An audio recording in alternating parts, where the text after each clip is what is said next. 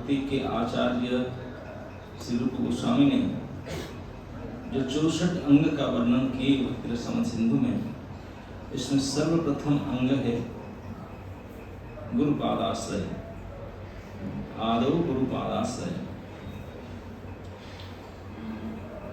भगवान की भक्ति करने के लिए किसी के संरक्षण में रहकर के भक्ति करना आवश्यक है। ऐसे कहा गया है कि हम हरिनाम करेंगे।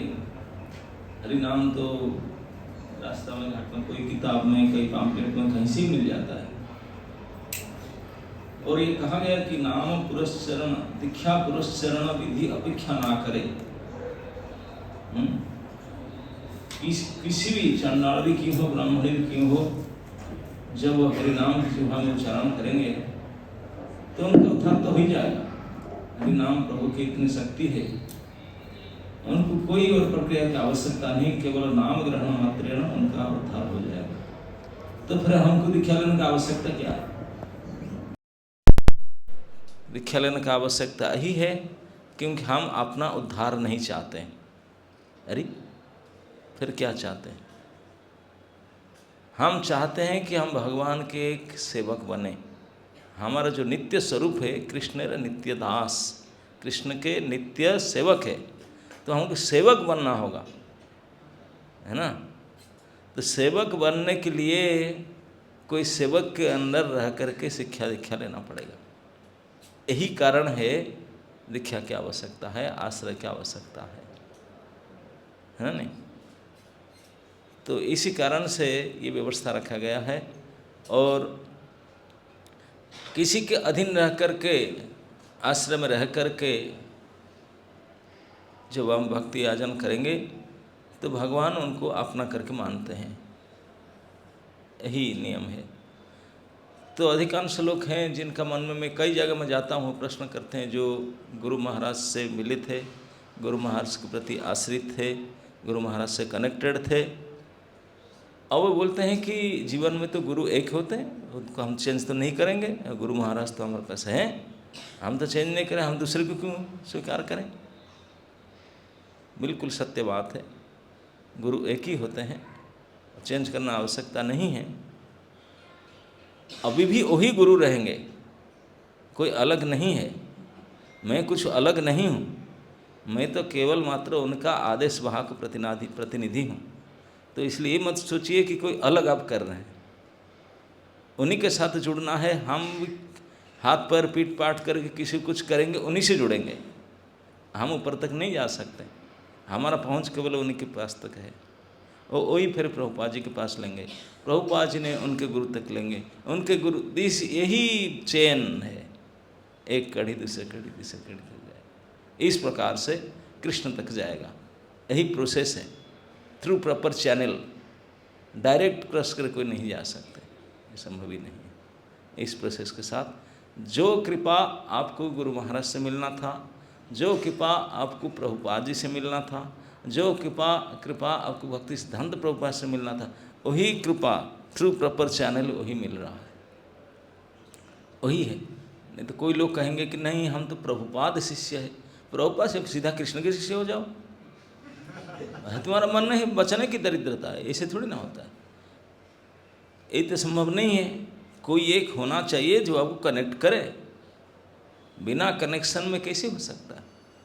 एक समय आप इस सत्य घटना बताता हूँ। गुरु नानक देव थे, आप सुने होंगे नानक जी के नाम, बहुत बड़े संत थे नानकपंथी। और आज से 500 साल पहले की घटना वो भी है, महाप्रभु के समसामयिक थे।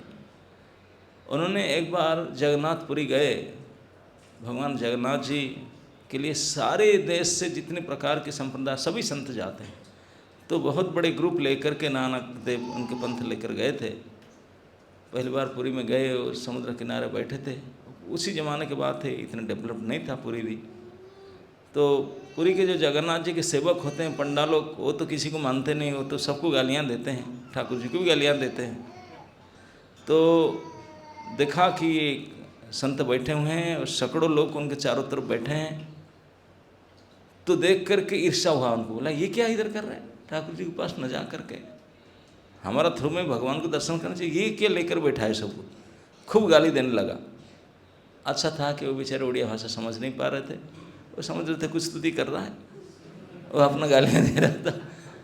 नानक देव ने समझे, बोले ये रुष्ट हो रहा है तो उनको बुलाए, वो ब्राह्मण को जो पंडा था बुला करके बोलिए क्षमा करें आप, बोलिए क्या ना, आप इधर सबको लेकर क्यों बैठा है पिता बनकर, ठाकुर जी के पास जाना है ना दर्शन के लिए, हमारी तरफ से चलो, ये क्या इधर कर रहा है।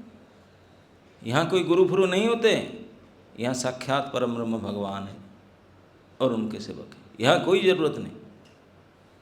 आप बहुत अच्छे हैं, गलती माफ़ कर दीजिए मेरा।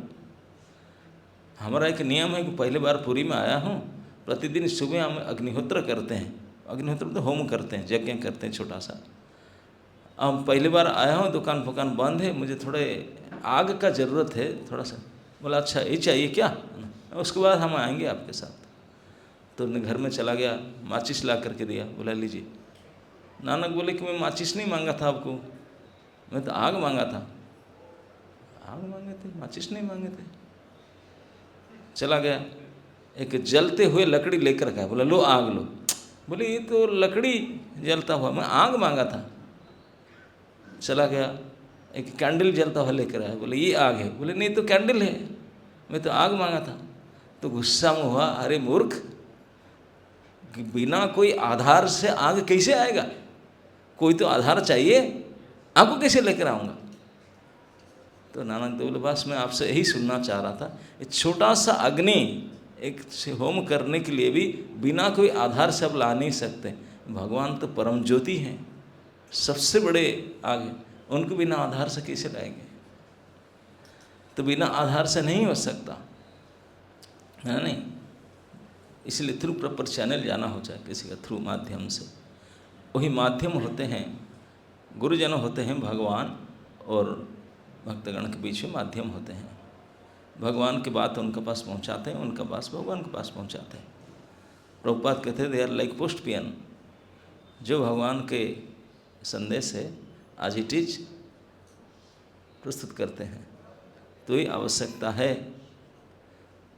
तो इसमें इसी परंपरा में जुड़ करके इसी जो पारंपरिक नियम है, जो मंत्र है, जो जैसे आप लोग को काउंसिलर लोग बता रहे थे क्या नियम है, प्रतिदिन 16 माला का जप करना, 4 नियम को पालन करना, खान पान में शुद्धता रखना, घर में सुबह शाम को कोई भगवान के पटचित्र हो, प्रतिमा हो, रख करके उनको सुबह शाम को थोड़ा प्रणाम करना, भोग ऑफरिंग करना, ये सब जो अति आवश्यक विधि नीति नियम है छोटे मोटे, आपको शुद्ध करना, भगवान के साथ जुड़े रहना, भक्ति के अभ्यास करने के लिए ये जो छोटे मोटे नीति नियम आवश्यक। जैसे हम लोग के तिलक आदि करते हैं,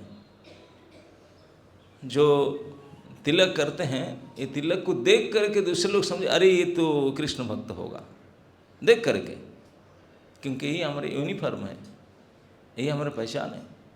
अगर हमें तिलक कैसे न करे, ऐसे करते, बोले ये तो साक्तक ही होगा कि नहीं तो कोई ब्रह्मवादी होगा, कोई और होगा।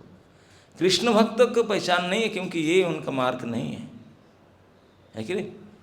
हमारे भगवान को देखिए, भगवान चाहे राम देखिए, चाहे कृष्ण देखिए, चाहे नारायण देखिए, चाहे सभी का ऐसे ही तिलक होता है, ऊर्ध्वपुंड्र, ऐसे समांतर नहीं। तो ये सब कई पहचान है जिसके द्वारा हम अपने को घोषित करते हैं कि हम कृष्ण के भक्त हैं, उन्हीं के पार्टी के हैं, उन्हीं के लोग हैं। तो इस प्रकार से हम अगर उनके पार्टी के होना चाहते हैं, उनके सेवक होना चाहते हैं, तो फिर उनके जो सेवक है उनके अनुसार, उनके संरक्षण में रह करके उनकी सेवा का अभ्यास करना चाहिए। यही सिंपल अंडरस्टैंडिंग है। इसके लिए आप लोग कुछ बड़े बड़े सब यहाँ पुराने भक्त हैं, जो ऐसा नहीं कि अहमदाबाद में वर्षों से मंदिर और भक्ति के अभ्यास हो रहा है। आप लोग कितने पुराने इनिशिएटेड डिवोटी हैं, और इस बार भी गुरु महाराज से इनिशिएशन लेने के लिए कई तैयार भी थे, कई जगह पर आपके यहाँ पे भी होंगे। तो जब प्रभुपाद जी थे तभी भी ऐसा चलना था। प्रभुपाद जाने के बाद में प्रभुपाद जी के शिष्यों ने उनके आज्ञा पर उस संस्था को और आगे बढ़ाए। और जो 100 मंदिर था प्रभुपाद जी के ज़माने में, अब उनके शिष्यगण मिल करके वर्तमान स्थिति से 700 मंदिर हो चुका है पूरा विश्व में, है कि नहीं। तो इस प्रकार भगवान कृष्ण की भक्ति की परंपरा को प्रचार वृद्धि करने के लिए और बढ़ाने के लिए, सभी लोगों के पास पहुंचाने के लिए यही भगवत आज्ञा से यही परंपरा प्रचार की यही चालू है। तो इसी परंपरा को चलाए रखने के लिए इस संस्था के अधिकारी वर्ग इस दीक्षा शिक्षा की परंपरा भी चालू कर रखते हैं, ये प्रामाणिक संस्था। तो इसके द्वारा आप लोग ने जो भक्ति के जीवन को ऑफिशियली शुरू करना चाहते हैं, ऑफिशियली शुरू करना मतलब ऐसे कई लोग बिना दीक्षा में कई साल से जब करते हैं, मंदिर में सेवा करते हैं, करते भी होंगे, लेकिन उनको शास्त्र में कहा गया आश्रय लैया भजे तारे कृष्ण नाही त्यजे आरसव मरे अकारण। अगर आप किसका हो करके नहीं है, जैसे कि आप अहमदाबाद में कहीं रहते हैं, आपके पास कोई भेजना चाहते हैं कि चीज़ मंगाया, तो आपको एड्रेस देंगे, आपको तो कोई जानता ही नहीं, आपका कोई लैंडमार्क कोई केयर ऑफ कुछ होना चाहिए, वो नहीं तो आएगा आपके नाम से ढूंढ ढांड कर वापस भी चला जाएगा, मिलेगा नहीं। तो आप पूछेंगे क्या होना, हम गए तो थे, आपको मिला नहीं घर आपका, मैं तो यहाँ रहता हूँ, बल्कि आपको नहीं जानते हैं। कोई है जिनको लोग जानते हैं, कोई लैंडमार्क होना चाहिए ना, कोई पहचान होना चाहिए, केयर ऑफ होना चाहिए। अब लिखते ना चिट्ठी में मेरा नाम अनक है, सन ऑफ केयर ऑफ, ऐसे लिखते हैं। जो पहले पुराने हो जिनको सब जानते हैं उनके नाम से मेरे पास आ जाएगा। ठीक इसी प्रकार भगवान और उनके लोग हमको नहीं जानते हैं, तो उनके जो हैं उनके नाम से केयर ऑफ से जाने से फिर पहचान लेते हैं। तो इस प्रकार उनके साथ किसी का केयर ऑफ अगर जाएंगे तो कृष्ण को त्याग नहीं बोलते, बोले मेरा एक परिवार का हो गया, और जो नहीं है उनको स्वीकार नहीं करते। इस प्रकार से मैं हमेशा कहता हूँ, आप सड़क पर जाइए, बाजार बाहर में जाइए, 2 प्रकार के कुत्ते मिलते हैं, एक पालतू कुत्ते, एक फालतू कुत्ते। ओके, होता है कि नहीं? दोनों ही कुत्ते ही होते हैं, देखने में सेम। अंतर क्या है? फालतू और पालतू कुत्ते में अंतर है कि जो पालतू कुत्ते हैं उनके गले में पट्टा रहता है। जिनके गले में पट्टा है, अब जान लो कि उनका कोई मालिक होगा, उसको मिस्ट्रीट नहीं कर सकते हैं, ये झगड़ा करेगा, इसका कोई मालिक है, तो उनका केयर टेकिंग हो रहा है। और जिनका गले में पट्टा नहीं है वो फालतू है, उसको तो सब दुर्दुर मारवार करते हैं, बेचारा परेशान होता है। ठीक इसी प्रकार ये जो गले में तुलसी की कंठी ले रहे हैं वो पट्टा है, उसको देख कर के ये दुनिया के लोग क्या, जमराज के पुलिस भी डर जाते हैं, भाई तो पालतू है, हम लोग सभी भगवान के कुत्ते हैं, तुम्ही तो ठाकुर अमित कुकुर, ये हमारा संबंध है, हम उनके पालतू कुत्ते हैं। जो एक बार पालतू हो जाते हैं उसको देख करके सारी देवी देवता भी डर जाते हैं, बोले भाई ये उनका है, ये पट्टी बांधा हुआ है ना नहीं। तो इस प्रकार जब किसी के हो जाते हैं, किसी के संरक्षण में हो जाते हैं, उसका पहचान बहुत बड़ा फर्क पड़ता है, बहुत बड़ा। एक पुलिस और एक दूसरे व्यक्ति में अंतर क्या है? दोनों ही मनुष्य होते हैं। जो पुलिस एसपी है, अगर वो उसका वर्दी पहनकर न आए, ऐसे धोती कुर्ता पहनकर आ जाए, आप जानते नहीं उसको पुलिस करेगा, कोई मानेगा नहीं, डर। और कोई भी व्यक्ति यहाँ से उठकर जाए, चोरी करके पुलिस की ड्रेस पहनकर आ जाए, कतरा जाएंगे, भाई पुलिस है। पुलिस को, आदमी को नहीं डरते हैं, किसको डरते हैं? वर्दी को डरते हैं, यस, उसी को पोशाक को डरते हैं। भागवत में कहा गया है, पुतना ने भगवान को मारने के लिए आई थी, स्तन में विष लगा करके आई थी, लेकिन इतनी बड़ी मातृगति धातृगति को प्राप्त हो गया। क्यों? भगवान क्या देखे? भगवान तो अंदर बाहर सब कुछ देख सकते हैं, लेकिन उनके पास कोई गुण नहीं था, कभी मंगल आरती नहीं जाती थी, चैंटिंग नहीं करती थी, नियम पालन नहीं करती, रक्ताहारी मैडम थी, रक्त खाती, कोई कुछ नहीं करती थी, लेकिन एक ही गुण था जिसके कारण भगवान ने उनको इतनी बड़ी गति दी। वो ड्रेस पहन कर आई थी डिवोटी की, लक्ष्मी की ड्रेस पहन कर आई थी, बस दैट्स इट, और कुछ नहीं था। भगवान बोले कुछ भी हो जाए, भक्तों की वेश पहन कर आए, अंदर पाए भले कुछ हो। तो इसीलिए भक्ति इतनी बड़ी सुरक्षा के पंथ है, पथ है। स्वल्पमपि अस्य धर्मस्य त्रायते महतो भयात्। केवल भक्ति के भेष पहन लेने से इतने बड़े बचाव हो जाता है। अगर सचमुच अंदर से भक्ति के अभ्यास करें तो कहना ही क्या है। केवल भक्ति के भेष मात्र से इतनी बड़ी सुरक्षा हो जाता है। तो लेकिन इसका मतलब नहीं कि हम केवल वेश पहन कर घूमेंगे, नहीं, हम लोग अच्छे से भक्ति करें, क्योंकि हमारा लक्ष्य है भगवान को प्रसन्न करना। तो ये गुरुजन के माध्यम से भगवान को प्रसन्न करना यही उपाय है। तो इसी उपाय को आगे बढ़ाने के लिए आपके जो काउंसलर्स हैं, जिनका नाम प्रभु जी ने ले रहे थे, आप उन लोगों के ग्रुप में उनके निर्देशन के अनुसार भक्ति के अभ्यास पालन करते हैं, तो वो लोग ने आप लोग को गाइड करते हैं, करेंगे, और आज यहाँ पे आने के लिए भी आपको गाइड किए होंगे। तो उनका पास मैं सोचता हूँ ज़रूर वो निर्देशन और सब जो दीक्षा के प्रोसेस गुरु महाराज के समय का तो था ही, उसके पहले कंटिन्यू होने का वो भी प्रोसेस उनको जानकारी हो गया होगा। जैसे बता रहे थे कि दीक्षा लेने से पहले दीक्षा लेने के लिए राजी होना आवश्यक था। आप भक्ति करने से पहले भक्ति करने के लिए मैं भक्त बनूंगी या भक्त बनूंगा, मैं भक्ति करना चाहता हूँ, जब यही जीवन की भक्ति करना चाहता हूँ। आपका मन में एक इच्छा होना चाहिए। जिसका मन में इस प्रकार इच्छा हुआ तो फिर वो आश्रय ढूंढ सकता है। जप करने का इच्छा हुआ, नियम पालन करके इच्छा हुआ, भगवान को भक्ति में करना चाहता हूँ, कैसे करूँ, तो फिर कोई सहायता मांगेगा। तो लोग आप लोग फिर सिखाएंगे, ऐसे मंत्र जप करो, इस समय से उठो, इस समय सोना, ये खाना, ये नहीं खाना। तो इस नियम को पालन करके उनके आश्रम में रहेंगे। कुछ किताब पढ़ने के लिए बोलेंगे, कुछ नियम पालन करने के लिए बोलेंगे, किसी को छोड़ना, किसी को मानना न मानना, जम नियम सब बताया जाएगा। इस प्रकार से ये शेल्टर फ्रॉम होते मन में जिस दिन आप संकल्प लिए कि मैं इस प्रकार इसी परंपरा में जोड़ करके भक्ति का अभ्यास करूँगा, उसी दिन से आपको उनके साथ कनेक्ट होने के लिए कुछ प्रोसेस बताया जाएगा। छोटे मोटे कुछ पढ़ना, सुनना, जानना, ये सब करना है, जप आदि करना। वो मिनिमम 6 महीना करीब करने के बाद में फिर आप योग्य हो जाते हैं।